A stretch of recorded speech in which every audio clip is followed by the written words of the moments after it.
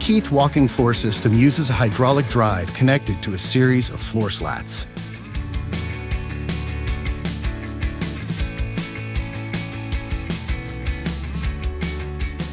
In the 3-cylinder design, the slats move in groups. Each group slides backward one at a time, while the others stay in place.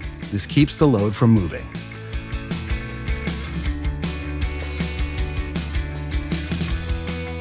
Once all the groups have cycled, the entire floor moves together, carrying the material toward the discharge end and unloading it.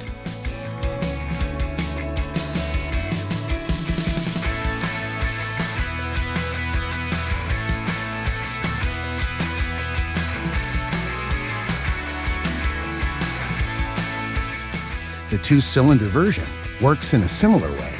However, in this design, some of the slats remain stationary while the others move, achieving the same controlled motion.